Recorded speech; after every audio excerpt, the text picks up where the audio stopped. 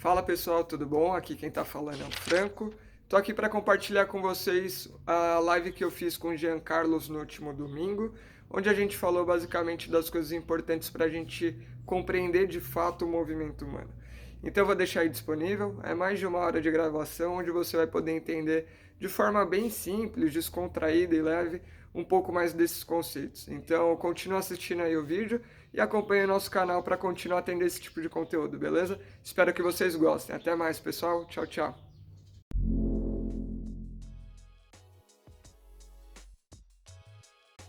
Pessoal, muito boa noite já agora, né? Já são 18 horas em ponto. O pessoal aí tá super no horário, Fran. Deixa eu colocar o fone que vai ser melhor também. Cara, Achei que fosse ficar bom. É um imenso prazer ter alguém do seu conhecimento aqui comigo nessa live. Você sabe muito bem disso.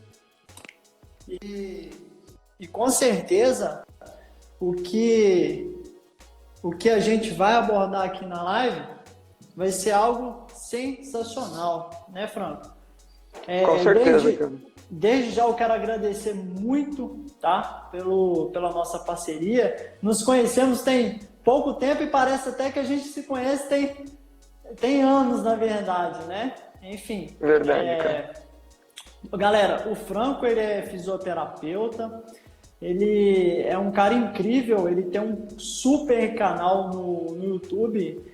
Depois a gente vai passar todas essas questões pro pessoal, né, Franco? Ele já está iniciando o curso online dele também, que a gente vai falar disso daqui a pouquinho, né? Então, Franco, é um prazer imenso ter você aqui, tá? Como eu te falei desde lá na nossa primeira conversa, né? Eu sinto um prazer enorme quando eu estou em contato com pessoas que têm a mesma forma de pensar do que eu, que é pessoa totalmente positiva, que é aquela pessoa diferenciada, né? Quero que você, por favor, se apresente para o pessoal aí.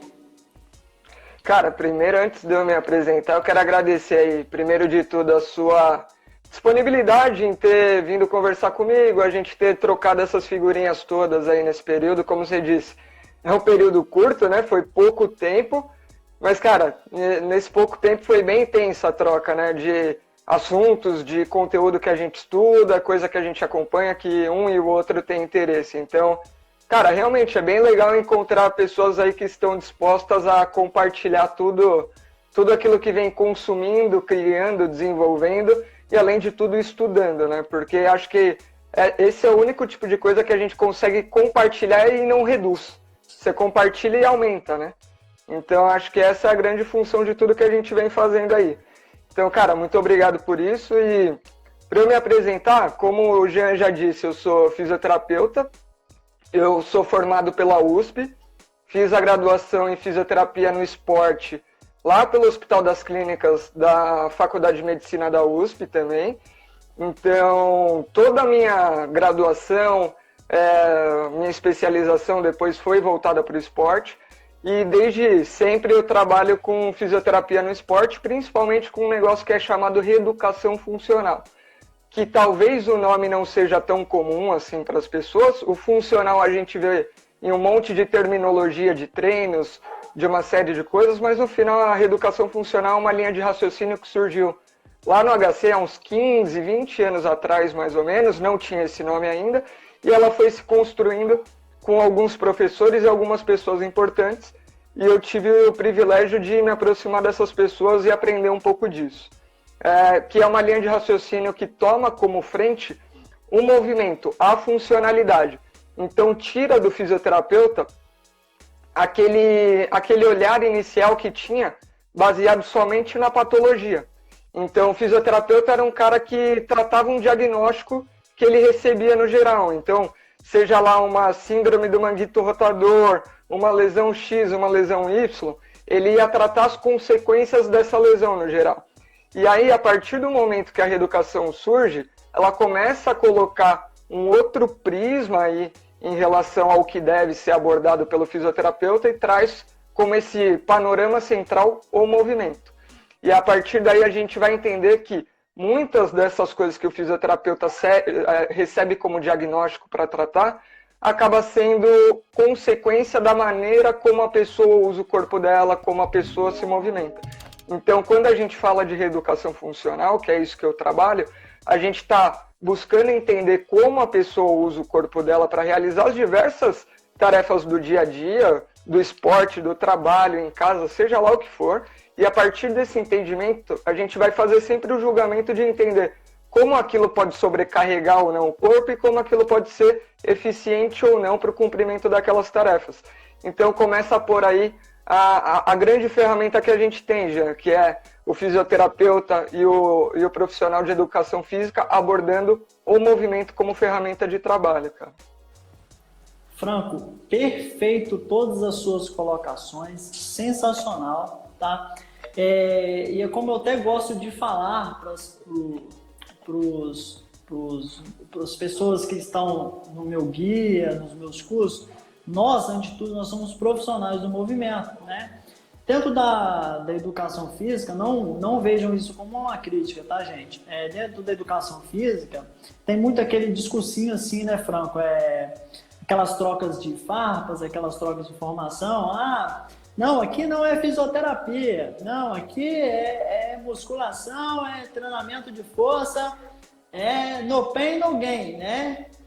Aquele velho ditado, só que a carga que cresce. E só que eles parece que esqueceram que eles também são profissionais do movimento. E antes de tudo, eles são profissionais da saúde, né? Uhum. Ou seja, a gente, como profissional de educação física, temos que ter essa visão de que nós somos profissionais do movimento e também que nós temos que implementar a nossa metodologia de trabalho em cima da recuperação dos determinados padrões alterados de movimento que podem existir naquele determinado aluno nosso ali.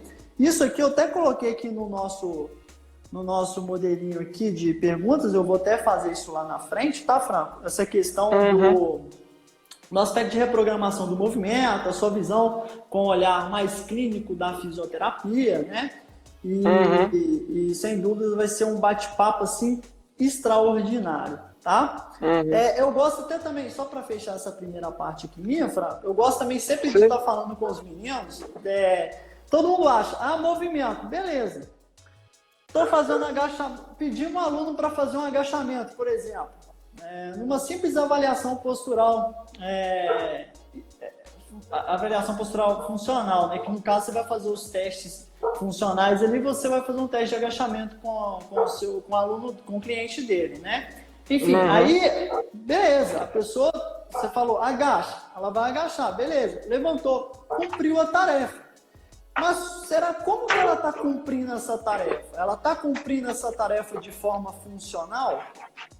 Aí o indivíduo, o avaliador, o bom profissional que tem uma gama de estudo, enfim, ele vai perceber que, na verdade, vai ter todo um contexto disfuncional ali, né? Um tornozelo com falta de mobilidade, gerando falta de estabilidade no joelho, um quadril com falta de mobilidade, gerando falta de estabilidade no complexo lombopélvico, enfim, desde o pé gerando uma cascata disfuncional de movimento, né? Com base nisso, eu trago também, sempre a Suelen está aí, acabou de entrar, que o movimento, ele também, por outro lado, é uma questão muito complexa, né, Fran? Quando a gente fala de movimento, a gente está falando de toda a integração que há no corpo humano, né? Ou seja, quando a gente pensa de integração, a gente vai pensar primeiramente em toda a integração do sistema nervoso, né? Que é justamente isso que é o nosso maior foco aqui hoje, né? Enfim, então, desde o início, é válido ressaltar para as pessoas a complexidade que é o movimento, né? E com certeza eles vão captar a nossa mensagem daqui para frente, ok? Franco, sem mais delongas, Vambora. Vambora. Como combinado, galera, a gente vai fazer uma live através de perguntas e respostas e a gente sempre vai estar interagindo ali no final, de acordo com cada uma, tá ok? Desde já, pessoal, eu quero pedir que para você que tem alguma dúvida, quer deixar uma pergunta, por favor, pode deixar que a gente vai fazer questão de respondê-las, tá ok? Sim. Então, Franco, a primeira questão que eu tenho aqui para a gente conversar, né, como vamos falar de treinamento, qual que é a sua visão quanto à reprogramação do movimento? Vamos lá. Vamos pontuar primeiro o movimento para depois a gente falar sobre programar, reprogramar e as demais variações que a gente pode ter. Sempre que a gente vai ter ali um movimento executado, o sistema nervoso ele está pensando em uma só coisa, que é o cumprimento daquela tarefa. Então, a partir do momento que ele se propõe a cumprir alguma coisa, ele vai dar um jeito de fazer aquilo.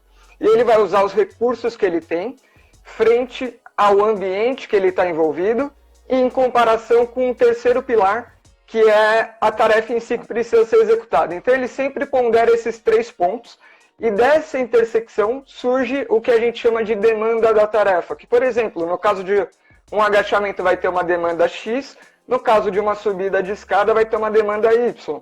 E tem algumas semelhanças e diferenças entre elas, mas no geral, cada tipo de contexto vai gerar uma série de consequências e de demandas. A partir desse contexto geral, o sistema nervoso vai deflagrar o que a gente chama de estratégia motora.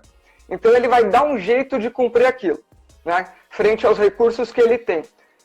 De acordo com essa estratégia motora, cabe a gente, que é profissional do movimento, porque a partir daí, do momento que o sistema nervoso deflagrou aquilo, ele já está partindo do pressuposto que se ele cumprir e alcançar a solução, está excelente, missão dada é missão cumprida, mais ou menos por aí. E cabe a gente entender que talvez isso possa ter consequências e a gente tem que ter um senso crítico para analisar se isso pode ser bom e isso pode ter consequências. Então a gente precisa estudar para saber responder esse tipo de coisa. Essa é a primeira parte. Vamos supor que aí a gente decidiu que, isso pode ter uma consequência ruim, pode gerar sobrecarga, pode ser ineficiente, seja lá o que for. Eu, você, nós que somos profissionais do movimento, a gente tem que, a partir do momento que a gente viu que aquilo pode ser ruim de alguma certa forma, propor uma solução. Essa é a nossa responsabilidade. Gerar ali alguma forma de trazer para o sistema nervoso o que a gente chamaria de um plano B. Então, o plano A que ele encontrou ali não está muito bom. Como que a gente pode oferecer um plano B que, a princípio, por mais difícil que seja, tenha uma solução melhor e mais segura? E, a partir daí, com o treinamento, com a implementação disso de forma sistemática, isso venha a ser o novo plano A do sistema nervoso e seja, acima de tudo, seguro, tá? E eficiente. Se a gente fizer isso, cara, a gente pode dar o nome que quiser. Lá onde eu falei no HC, que é onde tudo isso vem sendo feito há muito tempo, a gente chama de reeducação funcional. Por quê? A gente usa recursos para justamente mudar essa estratégia motora, trazer uma versão de movimento que seja, como eu disse, mais segura e mais eficiente, tá bom? Treinando isso, reeducando aquele paciente na execução daquele movimento. E quando a gente fala de reeducação, acaba vindo na cabeça a ideia que é algo simplesmente cognitivo, quando na verdade não. Isso é treinado sistematicamente, isso tem que ser implementado ali e passar por todas aquelas fases do treinamento. Então, inicialmente tem uma parcela que é cognitiva, mas isso aos poucos e com o treinamento tem que se tornar cada vez mais associativo até chegar no automatizado, cara. Então, é mais ou menos isso que eu penso sobre o processo de reeducação do movimento, tá? Brilhante toda a sua colocação de forma perfeita, Franco. E mais aprofundado agora, né, como a gente até publicou na nossa própria arte, né, a questão que infelizmente muitos profissionais do movimento ainda têm aquela visão travada da biomecânica, né, Franco? Como você disse aí no início da live, os próprios fisioterapeutas têm aquela visão mais, digamos assim, que patomecânica, né? Enfim. E será que somente a biomecânica basta para compreendermos e analisarmos o movimento? Cara, essa pergunta aí já foi bem conduzida para uma resposta não, né? Agora acho que vale a pena a gente entender o porquê não basta, né? Então vamos lá, quando a gente está falando de movimento, a gente tem que entender, e até para ficar bem ilustrativo, é uma imagem que eu gosto de usar. Imagina uma marionete, certo? A marionete ela é composta ali pela parte que controla, aqueles fiozinhos lá que fica na mão do cara que controla, que eu nem sei qual o nome que dá para uma pessoa que controla a marionete, e você tem um bonequinho ali que é o fruto do movimento que as pessoas vão observar. Eu gosto de usar esse mesmo paralelo para explicar um pouquinho da interação neuromecânica, né? Então, se a gente pegar só o contexto ali do bonequinho, o bonequinho por si só ele não mexe. Se não tiver um comando da mão que controla, esquece, cara. Não vai ter movimento nenhum, ele vai ficar largado no chão e isso basta. É a mesma coisa, se a gente pegar simplesmente o aparelho locomotor, ele é um arcabouço ali de ossos, músculos, tendões e articulações que sozinho não faz nada, cara. Ele tem todo o maquinário para que algo seja feito. E quem é que decide no final das coisas, ou qual é a parte que decide o que vai ser feito? Então, aí que entra o sistema nervoso na jogada. O sistema nervoso vai ter a parte ali central, né, onde vai ter todo o planejamento, todo o processamento para desencadear o que a gente chama de estratégia motora. E a partir daí, os fiozinhos que conectam, a gente pode trazer uma alusão aos nervos ali, fazendo a conexão entre sistema nervoso e sistema locomotor. E aí a gente tem uma imagem do que seria essa tal de interação neuromecânica. Se eu considerar simplesmente biomecânica e cinesiologia, putz, eu estou falhando, cara. Porque eu não estou pegando essa imagem completa, você entende? E aí, por isso que a gente tem que ampliar um pouquinho o olhar e ampliar para esse sistema de controle geral, entendendo qual que é o papel do sistema locomotor, porque ele tem seu papel. Sistema nervoso sozinho não faz nada, porque ele é o cara que fica ali dentro de uma caixa fechada, e se ele não tiver informação do que vem do ambiente, se ele não tiver output para botar para fora, né, e fazer o corpo se mover, também não vai dar certo. Então, por isso que a interação, um não é mais importante que o outro, é um jogo encadeado entre as duas partes para fazer com que o movimento aconteça de maneira funcional. Então, respondendo sua pergunta agora e trazendo o resumo, só biomecânica e cinesiologia não basta, a gente tem que crescer um pouquinho o olhar para as outras partes que englobam o movimento aí, tá? Mais uma vez, brilhante, Franco. E quem botou reparo, né? Quem viu na nossa arte lá, né? Eu até coloquei de forma mais específica. Hashtag controle motor, hashtag neurociência. E é exatamente isso. Como eu bato o martelo em cima dos meninos no guia, que é o seguinte, gente, cinesiologia e biomecânica é apenas a base ali para você começar a compreender o que é de fato questões de movimento e postura. É a base somente, de fato, é a base para você compreender de forma mais aprofundada depois na visão do estudo do controle motor, como é o que você está entregando de forma brilhante aqui, né? E também em relação à neurociência, né?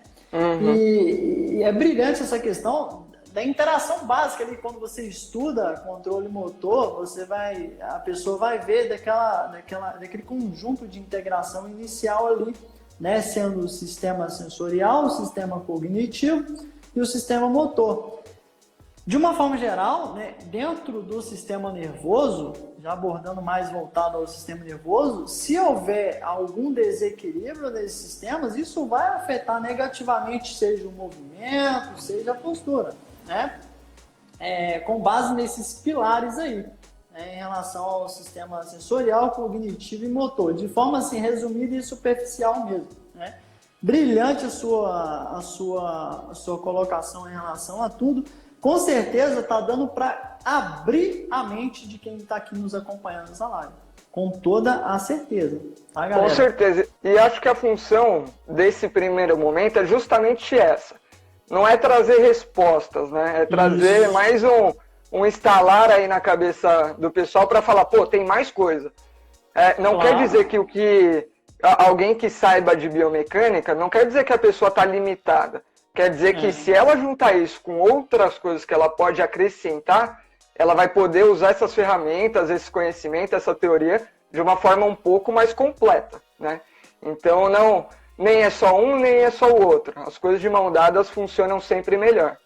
Perfeito. Eu gosto até de brincar também, assim, quando o profissional do movimento, ele tá só naquela questão, principalmente o educador físico, né? Ele tá só naquela visão ali de cinesiologia e biomecânica, ele só tá vendo. Porque vem diferente de enxergar. Quando você avança seus estudos para a área de controle motor, para a área da questão da neurociência, você começa a enxergar de fato. Né? Porque ver é diferente de enxergar. Eu posso te ver aqui e tá vendo que lá atrás tem uma. Te vendo e não enxergando de fato o que eu queria estar enxergando. Eu posso ver que ali atrás tem uma cortina e tudo mais, mas eu não estou enxergando de fato o que eu precisaria enxergar. E quando você vai avançando nos seus estudos, cara, você vai enxergando as coisas e você vai criando uma sensação tão boa e você vai e a pessoa que é estudioso vai cada vez mais buscando o conhecimento ali dentro do que está sendo proposto nos estudos, né? Ô Franco, maravilha! Agora eu queria que você, com o seu brilhantismo de inteligência, eu queria que você me dissesse um pouco com relação à interação neuromecânica, mas um pouco, de forma um pouco mais aprofundada do que você pode trazer para a gente, por favor. Cara, vamos lá, acho que a gente já até avançou um pouquinho. Né? A gente já falou um pouco da questão de que é importante você ter um sistema sensorial casado ali com o sistema efetor, o sistema motor mesmo. Mas uma forma legal da gente entender, é até um artigo que eu tinha separado lá para o curso, mas eu vou antecipar um pouco, que é a tal da integração sensorial. Então, como que o sistema nervoso vai se planejar dentro daqueles 3 pilares? Lembra que eu falei de indivíduo, tarefa e ambiente? Claro. Então, ele vai ter ali a demanda da tarefa surgindo a partir daí, e ele vai ter que planejar uma solução. A solução que é dada é chamada de estratégia motora, que é como ele cumpre aquela tarefa. E aí, alguns gatilhos que fazem com que esse sistema nervoso chegue nessa solução. A gente vai ter mais alguns pontos importantes aí, que a gente pode pegar basicamente a experiência prévia, e aí passar a ser muito importante qual que é a prática que a pessoa tem, qual que é todo o repertório motor que ela tem, a memória mesmo que ela já tem de situações semelhantes, né, de tudo que possa envolver isso, e ela vai comparar isso com situações em tempo real, com a informação que ela recebe do ambiente naquele momento específico.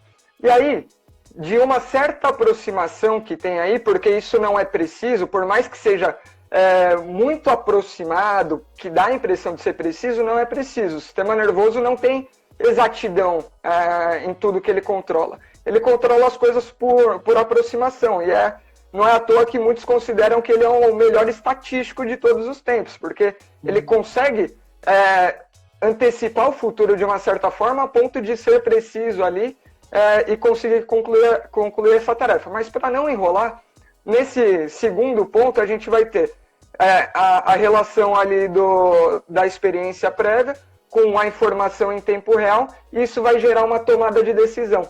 Essa tomada de decisão é desencadeada por meio de uma sinergia muscular, que é um conjunto de músculos que contraem de forma organizada a ponto de resultar naquela estratégia motora. Então, a partir do momento que o fisioterapeuta, o treinador, seja lá quem for que trabalha com movimento, ele se torna capaz de fazer essa leitura e de entender qual que é a sinergia muscular ativada e o que pode estar falhando nesse mecanismo aí, ele começa a criar hipóteses de como ele pode alterar essa sinergia e trazer aí, lembra aquele plano A que a gente falou inicialmente? Transformar esse plano A em um plano B, cara. Então, acho que nesse momento é o que dá para trazer de um pouquinho mais aprofundado, tá? Exatamente. E com base nisso tudo que a gente disse, quem tem um certo conhecimento mais aprofundado aí, tá percebendo que a reprogramação do movimento, ela parte de um princípio. de um princípio individual, ou seja, do próprio indivíduo. É você ter essa capacidade avaliativa de acordo com todo um contexto de como que ele está cumprindo principalmente a sua tarefa inicial e de que você, através do seu conhecimento, você vai usar todas as estratégias dentro do seu conhecimento para você reprogramar o movimento do indivíduo, né, o Franco? Perfeito. Isso é genial, tá? É por isso, galera, que nós temos que entender, né, Franco? A gente está falando isso desde o início. A gente tem que entender que, infelizmente, só a cinesiologia biomecânica basta, né? A gente tem que entender todo um contexto que é integrado no nosso sistema.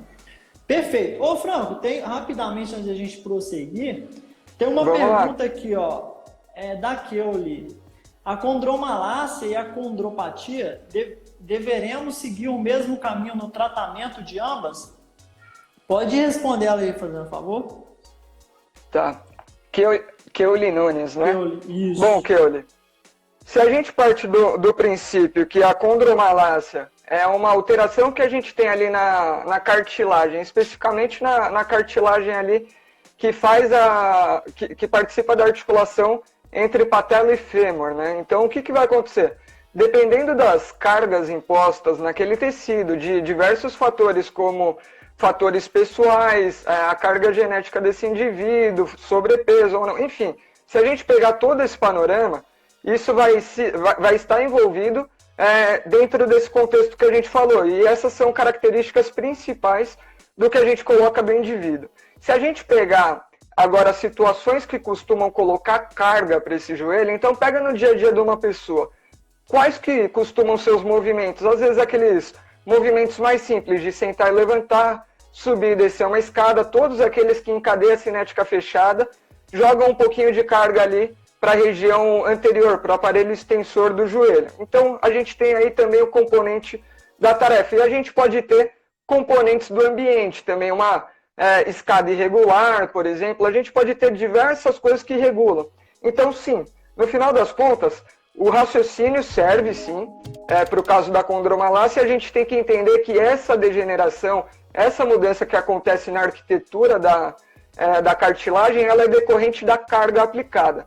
Se a partir daí eu entendo qual que é a origem dessa carga aplicada e consigo propor uma nova estratégia, eu consigo atenuar aquela carga e o próprio corpo vai dar conta de reparar o dano e de tirar um pouco daquela associação entre dor e lesão, dor e sobrecarga. Então, a partir daí, tirando a sobrecarga, eu consigo tratar essa pessoa. E na fisioterapia, por exemplo, a gente entra com estratégias que são adjuvantes. O que significa? Elas vão auxiliar. Então, elas vão fazer com que, no final das contas, a pessoa recupere mais rápido. Então, eu entro isso associado com alguns recursos terapêuticos, eu entro associado com outro pilar, que pode ser o do treinador, que pode ajudar a manter essa pessoa afastada da sobrecarga por mais tempo, que é deixando esse corpo mais forte, mais robusto a partir do treinamento. Então, o raciocínio é basicamente o mesmo. E acho que com esse panorama que eu deixei, já dá para entender como funcionaria na prática, né? Respondeu? Toda certeza. Só para completar o raciocínio brevemente, muitas pessoas, né, falam assim, né, Franco? Ah, eu tenho uma condromalácia.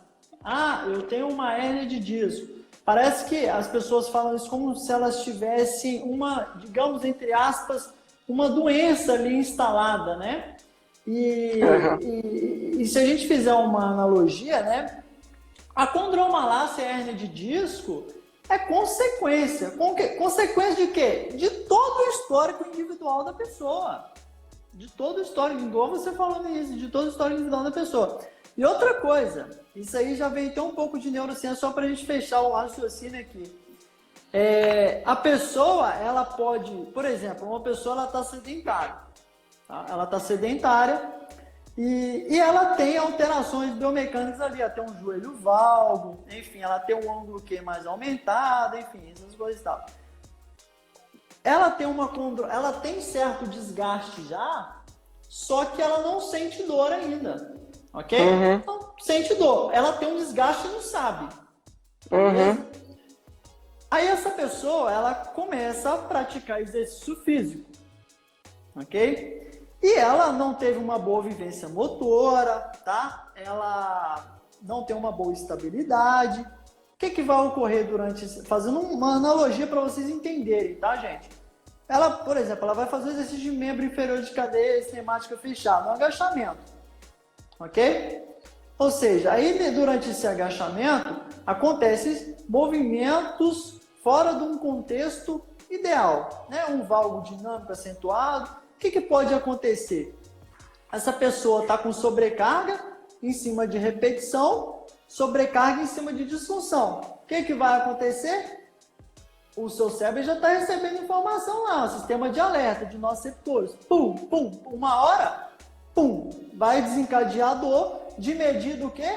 Protetiva. Como se fosse assim, fazendo uma analogia bem breve só para fechar essa parte. Como se fosse assim, eu vou ter que desencadear a dor ali para que isso não fique mais prejudicial. Aí ela vai no ortopedista, beleza, faz o exame de imagem, condromalácia.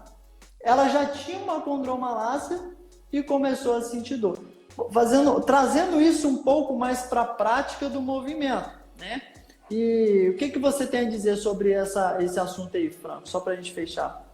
Cara, acho que é bem isso. Eu vi até que a Kioli colocou um outro comentário dizendo que as crenças limitantes entram nisso também.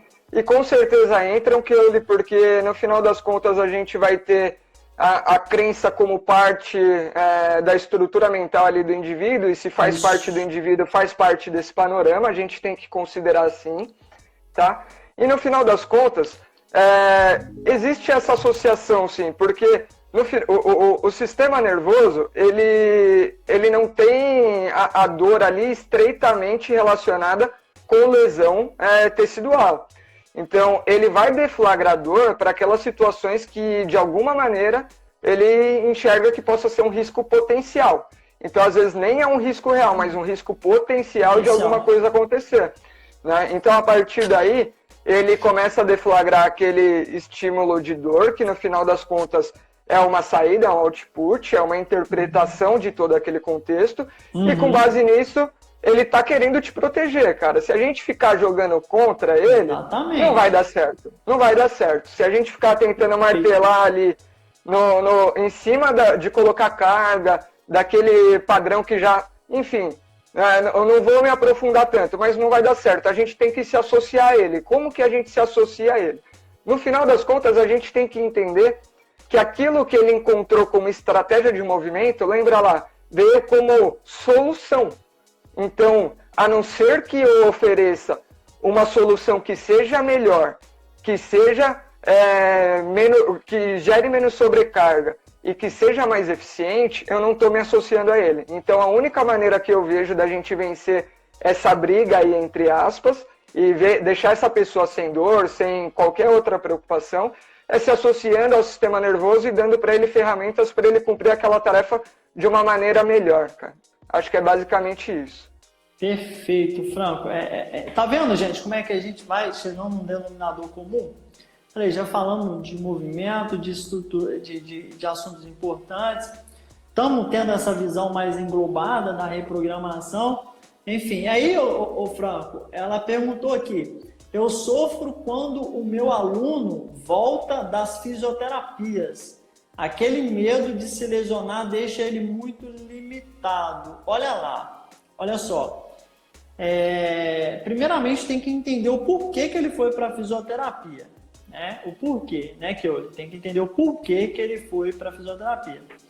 Depois, se ele volta, digamos assim, entre aspas, com medo de se lesionar, nós como os profissionais do movimento, se ele está vindo até nós temos que ter um embasamento de aplicabilidade de trabalho que a gente vai conseguir reprogramar através de uma correta avaliação postural funcional, teste muscular, teste funcional, você vai detectar e através de anamnese mais aprofundada, você vai na verdade poder diagnosticar o que pode estar causando aquele problema dele ali. E se você tem conhecimento, você vai saber intervir na causa, tá? Porque também não adianta querer ficar só lá na consequência, achando que vai resolver alguma coisa. Não vai.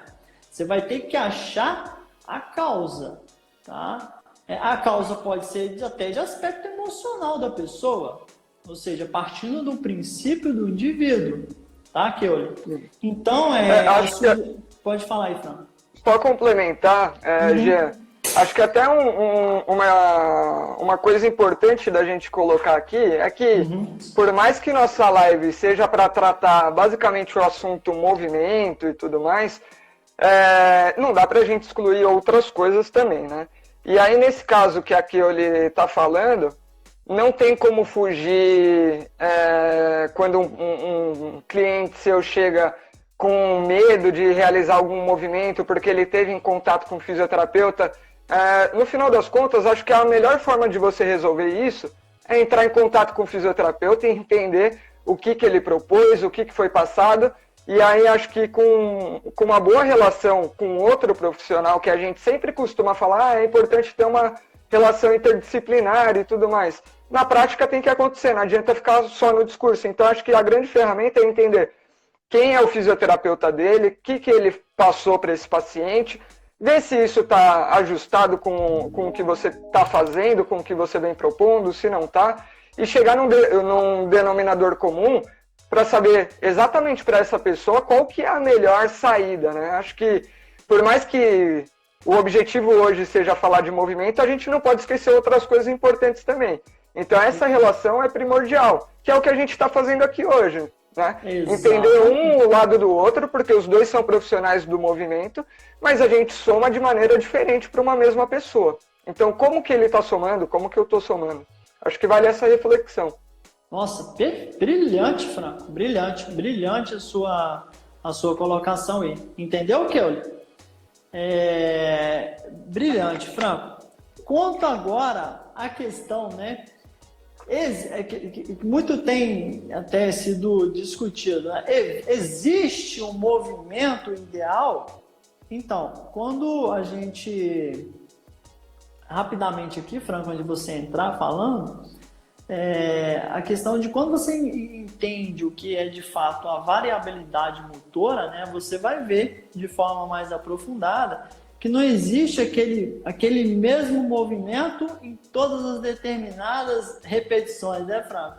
Se você fizer uma análise biomecânica através de imagens, você vai ver que todo movimento que aquele mesmo indivíduo fizer, todos eles vão ser diferentes. Então não existe aquele movimento robotizado. Existe, é óbvio, claro, aquele bom movimento, um movimento ideal, dentro de um contexto de princípio de amplitude de movimento e principalmente de estabilização, né, Franco? E agora eu quero que você diz aí para nós a questão dessa relação, se existe um movimento ideal. Cara, eu tô aqui para me meter em polêmica, né? Então, no final das contas, vamos lá. Esse é um assunto polêmico. Vai ter gente que vai defender que sim, gente que vai defender que não. Pois é. E eu vou dar a minha visão e depois cada um tenha a sua reflexão própria aí, tá bom? Acho que isso é o mais importante. No final das contas, a gente está falando de como o sistema nervoso faz para executar uma tarefa. A gente está vendo que existem variáveis dentro disso, existe um contexto, existe uma série de coisas. Mas por existir uma série de coisas que regulam essa tarefa, quer dizer que qualquer movimento vale? Acho que essa é a primeira reflexão que tem que ficar. Por quê? Porque no final das contas, a gente não pode esquecer de quais são as variáveis que concluem um bom movimento. E eu vou ressaltar aqui que eu considero 3 coisas.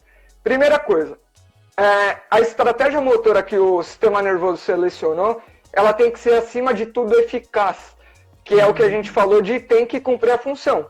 Se ela não cumpriu a função, cara, o primeiro a descartar isso vai ser o sistema nervoso, porque ela não serve, né?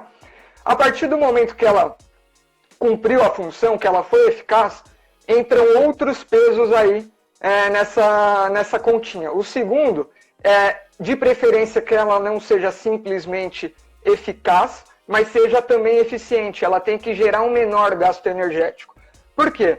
Porque quando, ao longo de toda a evolução do nosso corpo e junto com isso o sistema nervoso, ele tem ali a função de sobrevivência do indivíduo, né? E de manutenção daquela espécie, passando genes à frente. É basicamente isso que tem que acontecer. E aí, se eu sou eficaz e eu preservo energia, comparado com o outro indivíduo, eu estou em vantagem, porque eu vou ter uma reserva para outras situações. Então, tem que ser eficaz, tem que ser eficiente, né? O terceiro ponto que eu considero é que tem que ser seguro. O que significa ser seguro? Tem que gerar o mínimo de sobrecarga possível para aquele indivíduo.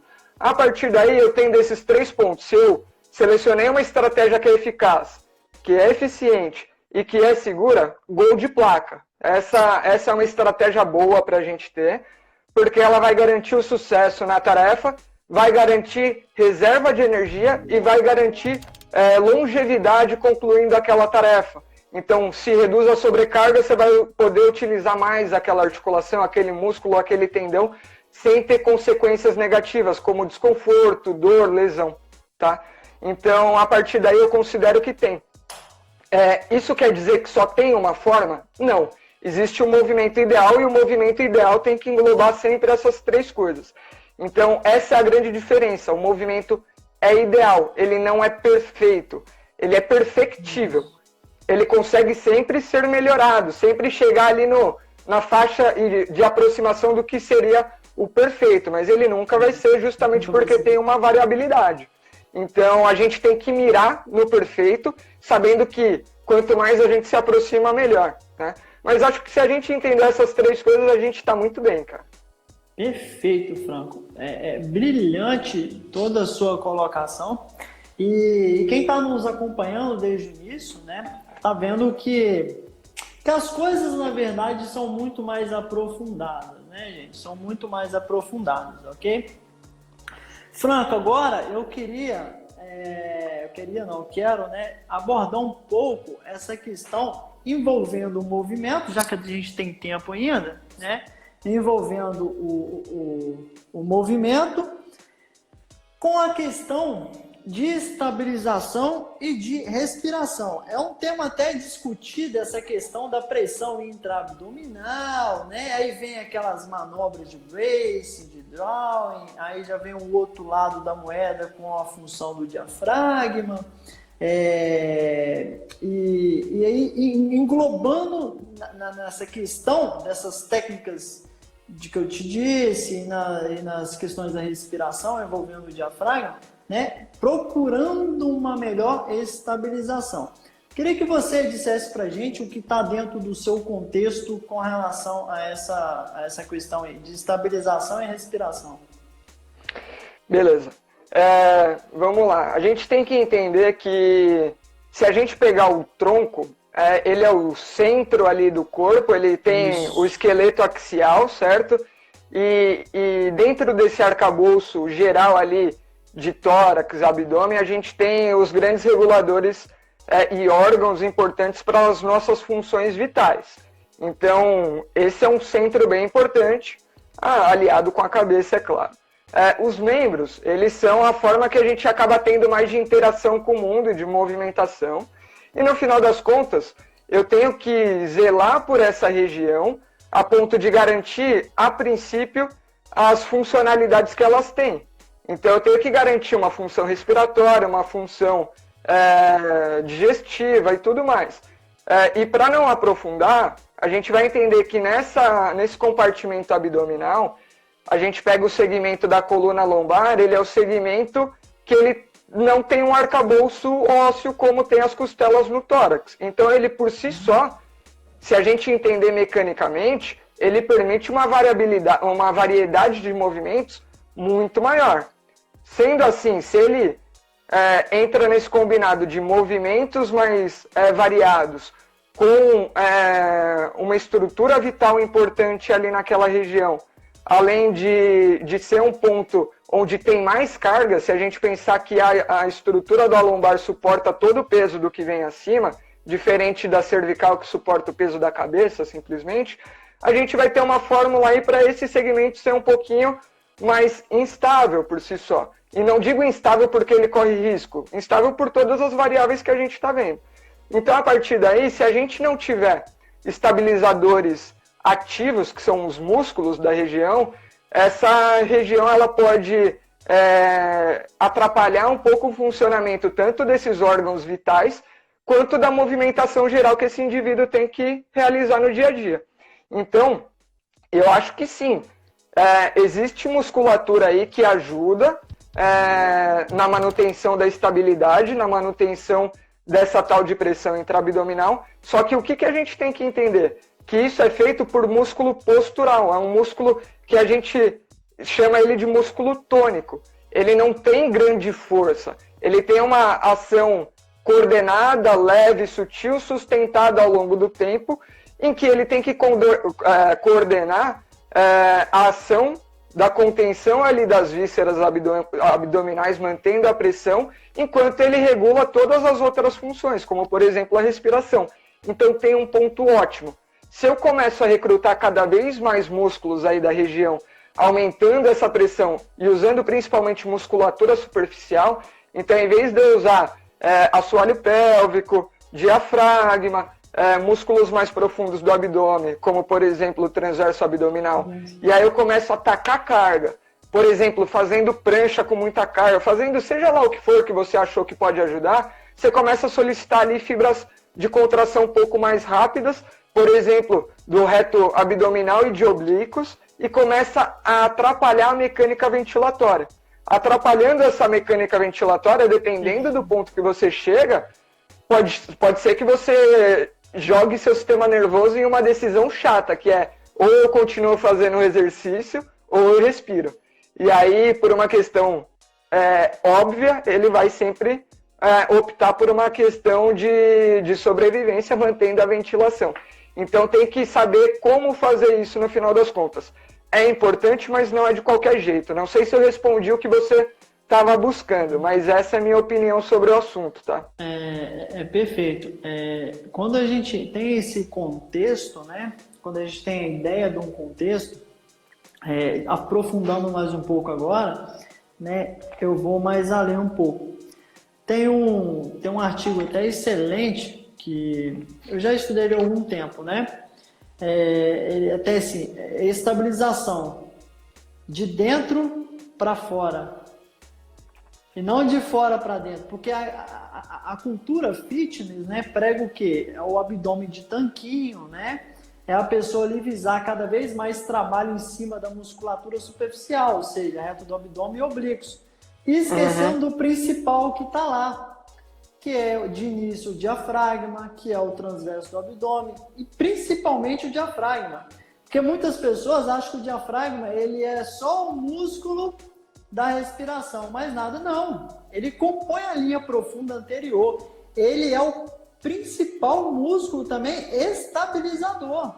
Tá? E quando o diafragma está disfuncional, vai acarretar uma perca de estabilização em todo o cilindro tóraco-pélvico, principalmente se está associado com a disfuncionalidade também do transverso, tá? E pode acarretar o quê? Falta de estabilidade, perca de amplitude de movimento, enfim, e tudo mais. Se você perde estabilidade, você vai estar perdendo estabilidade estática e dinâmica. Vai estar comprometendo a sua função postural e a sua função no movimento, é óbvio, né? Só que queria fechar esse contexto com essa questão aí, né, Franco? Então, Posso complementar em um ponto? Claro. Vamos aproveitar que a gente falou disso e vamos relembrar dois conceitos importantes que a gente tem que trazer lá das disciplinas mais básicas que a gente tem durante a nossa formação, que lembra do princípio do tamanho? A gente tem a unidade motora e a gente sabe que a ordem de recrutamento das unidades motoras são das fibras menores, né, dos neurônios menores para os neurônios maiores. Neurônios menores inervam fibras pequenas, fibras musculares pequenas, mais delgadas e que respondem para a manutenção de postura. Então, a gente vai ter esse princípio. Se eu vou aumentando a demanda dos exercícios, a gente vai saber que conforme eu aumento, eu vou recrutando mais unidades motoras para ajudar na manutenção daquela tarefa. Conforme eu vou recrutando mais, vai aumentando o tamanho e vai mudando o tipo de fibra muscular que é recrutada. E aí eu entro no recrutamento das fibras mais fásicas, aquelas de contração que entram em fadiga. Ela sustenta uma forte contração, mas perde. Então, quando a gente vai para o excesso de entrar com exercícios com alta demanda, que solicitam primordialmente músculos fásicos, como, por exemplo, reto abdominal, oblíquos, eu deixo de dar o cuidado ali para essa faixa inicial que eu falei e já boto carga direto lá para todo o sistema. Então, vale a pena ser um pouquinho mais brando nesse início, né? E a gente vai lembrar que isso está associado com outro princípio, que é o princípio da centralização. Os músculos próximos da articulação que garantem estabilidade são dotados principalmente dessas fibras do tipo tônico, né, que sustentam a postura por mais tempo. Então, se eu uso esse tipo de exercício, eu vou conseguir garantir um eixo de estabilidade para o indivíduo, e aí, em cima desse eixo de estabilidade, eu construo o que eu quiser de força. Acho que é mais ou menos isso. Perfeito, Franco. Magnífico. Tá? Muito bom. Só para completar a linha de raciocínio aqui, o Marcos falou assim, ok, Oli. Pois é, muito bom, né? O Marcos, ou seja, manobra de brace não é exatamente, cara. Outra coisa, eu vou mais além, tá? Eu vou para a questão até mental agora, tá? Quando você está querendo fazer manobra de brace com um indivíduo que está com o diafragma muito disfuncional, primeiro, ele não tem capacidade respiratória, ele tem aquela respiração apical, os músculos acessórios já estão sobrecarregados, o diafragma está muito disfuncional, ele não tem estabilidade nenhuma. Se você querer aplicar uma manobra de brace durante o movimento, vamos lá, ativa o brace, não sei o quê, você vai estar procurando que ele se trave. Ele não vai estar procurando se travar fisicamente. Ele vai estar até procurando se travar mentalmente, se você for levar para um patamar mental. Isso pode, principalmente dependendo da capacidade emocional do indivíduo, ser uma coisa, na minha opinião, muito negativa. Muito negativa. E outra coisa, se você entender a função, o diafragma tem a sua contração onde? Durante a inspiração. Se você está fazendo um brace, você vai fazer com que o diafragma possivelmente não cumpra a sua função de quer fazer a sua máxima descida na sua contração, que é durante a inspiração, tá? Ou seja, você fazendo um brace, você pode estar, na verdade, colocando o diafragma mais disfuncional e você vai estar podendo perder essa estabilização durante o movimento, né? Eu queria até aprofundar mais nisso, Franco. Tem questão pessoal, individual, mas infelizmente isso aí a gente vai deixar para uma outra live e para outras questões também, que a gente está chegando quase que no final da nossa live, sabe, Franco? Então, basicamente, o nosso conteúdo para a live foi finalizado, Franco. Outra coisa, para a gente fechar essa questão do movimento, você teria alguma outra questão para algum assunto só para fechar com chave de ouro aí? Cara, só deixa eu complementar aqui, porque enquanto você estava falando, eu fui rolando. Perfeito. Porque eu vi que tinha algumas perguntas. Sim, o Lucas Tonicelli, eu vi que tem uma série de colegas aí, grandes amigos meus que entraram na live, eu quero agradecer todo mundo aí. Mas ele fez o seguinte apontamento. Se quiserem falar da manobra de Valsalva para diferenciar rigidez e estabilidade, pensando principalmente para os leigos, né? Então, tudo isso que a gente está falando envolve quando a gente faz aquele travamento. Então, a Valsalva é quando a gente recruta essa musculatura que a gente conversou, da região abdominal e de todo... Quando eu digo abdominal, não é simplesmente músculos do abdômen, mas todos os músculos que fecham esse compartimento, certo? Quando a gente recruta esses músculos de forma intensa e forte, a ponto de bloquear a respiração junto com o fechamento da glote, eu tenho a manobra de Valsalva. E o que isso vai gerar no indivíduo? Vai gerar rigidez, que às vezes é uma forma de escolha de muitas pessoas como estratégia para manter a estabilidade. Aquelas pessoas que não conseguem ajustar a estabilidade de forma fina acabam optando pelo travamento. Então, é uma situação que muitas vezes a gente olha e fala, nossa, aquela pessoa está estável, mas ela está travada. Você vai lá e dá um peteleco nela, acabou. Ela não tem ajuste a partir daquele ponto. Então, acho que é mais ou menos isso que o Lucas vinha falando, que ele falou que vale a pena a gente discutir, e eu concordo totalmente. Porque essa região abdominal, ela tem que atuar de forma a manter estabilidade, mas com uma certa complacência. Ela tem que ser ajustável, porque senão a gente vai perder estabilidade e isso pode ser ruim para os exercícios, tarefas e todos os movimentos que a gente venha fazendo, tá? Só para complementar aí como ele pediu. Perfeito, Franco. Maravilha. O pessoal que esteve com a gente sempre participativo desde o início, queremos agradecer aqui. Se você tem alguma dúvida, pode mandar que a gente está com tempo ainda para responder, tá, Keuli? Muito obrigado pela sua interação, Marcos, a galera ali em cima, os amigos do Franco, muito obrigado, tá? E com certeza a gente vai fazer muitas outras lives, né? E com certeza a gente tem uns planos futuros aí também, né, Franco? E com certeza. Vamos que vamos. Pois é, Keuli, você era uma experiência prática, né? Ela estava agachando, o Franco, e estava sentindo dor na lombar. E aí eu fui instruir ela a fazer outras coisas. Ô Franco, estamos chegando no final da nossa live, que foi sensacional, foi brilhante.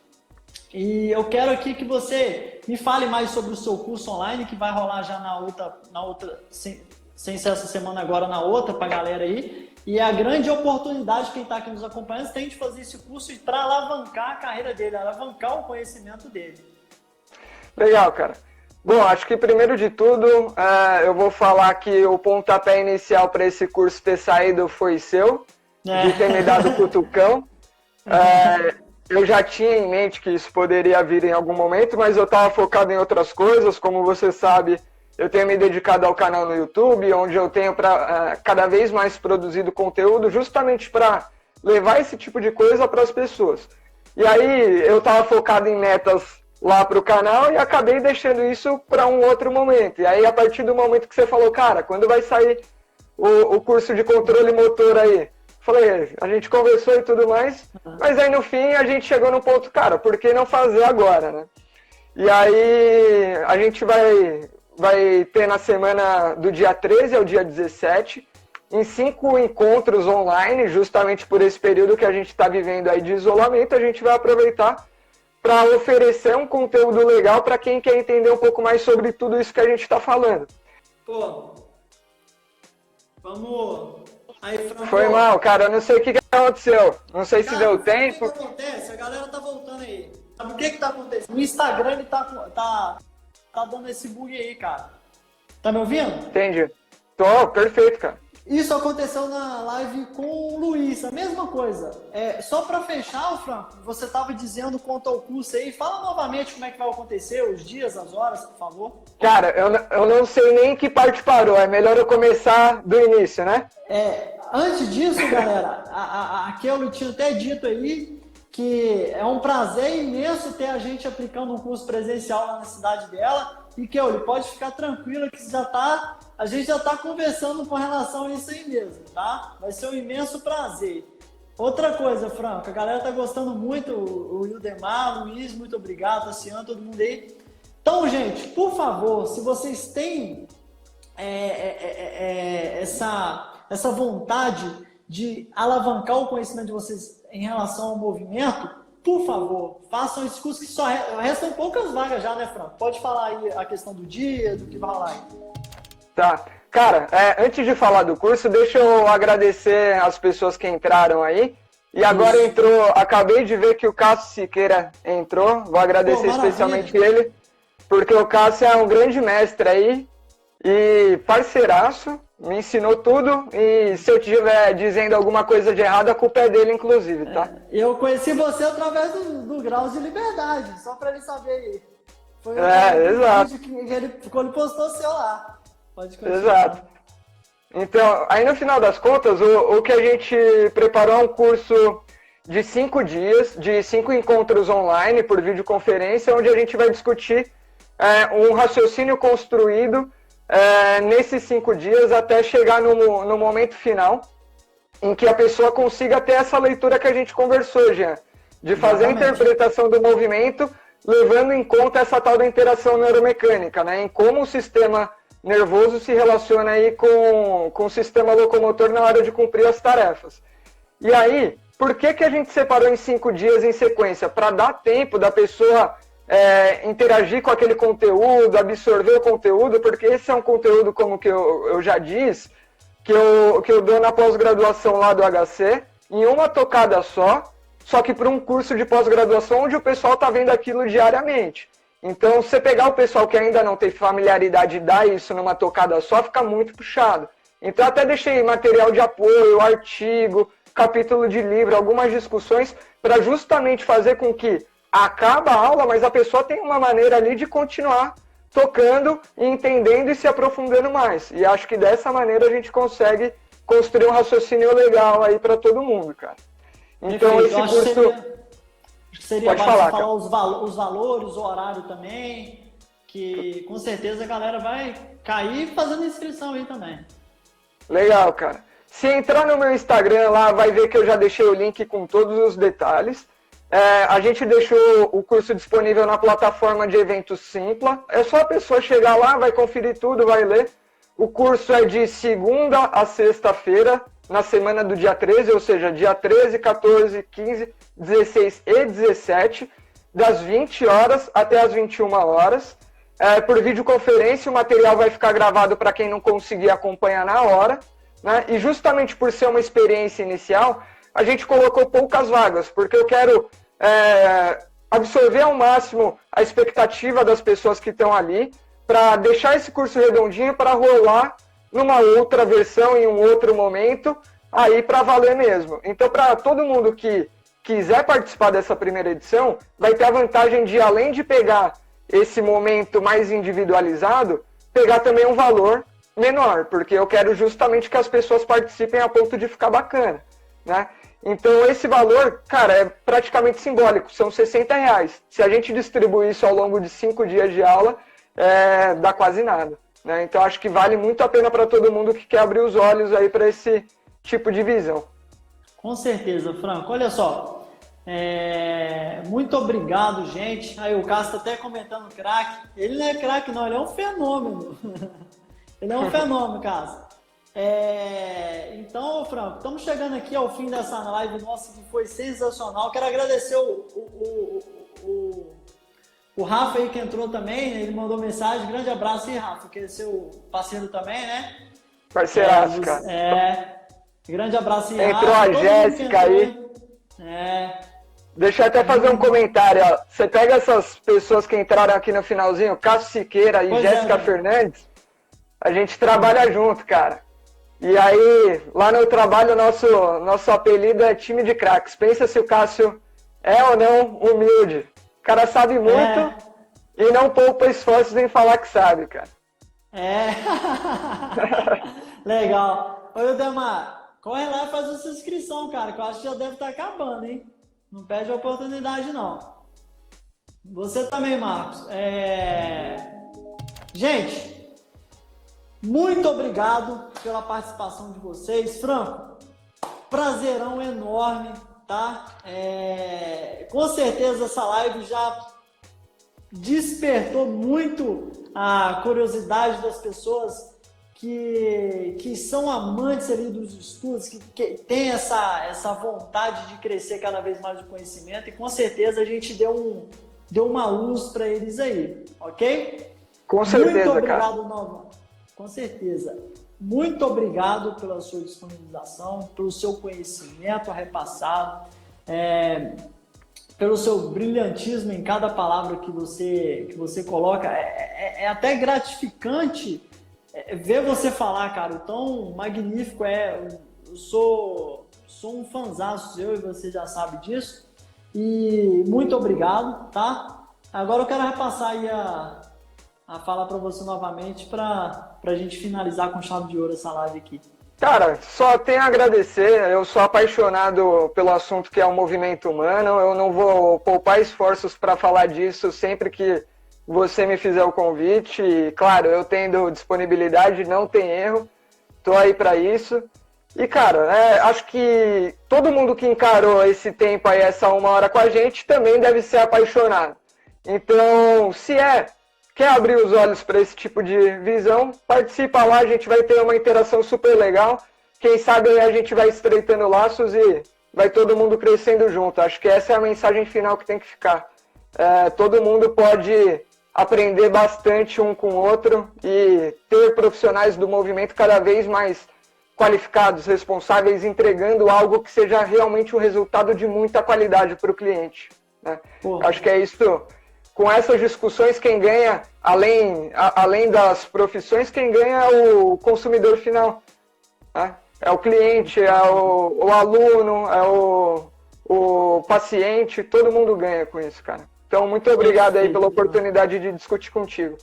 Perfeito, Franco, muito bom. Galera, tenham todos uma excelente noite aí, né? Um bom início de semana para todos, tá? E Franco, não conheço o Franco, mas se o Jean tá indicando, com certeza vai ser um mega curso. Cara, vai ser sensacional. Simplesmente sensacional. Tá ok? Jean, legal. O link, entra lá, galera, no perfil do Franco aí, tá? E já procura lá todas as informações, né, Franco? Tá descrito bem. Isso. Tá descrito bem certinho, cara. Dá lá uma chance, lê e faz o juízo se vale ou não, com certeza. Só apenas lê, você vai ver, você vai entender o contexto. Qualquer dúvida, galera, pode me mandar aqui no direct também que eu respondo vocês, tá ok?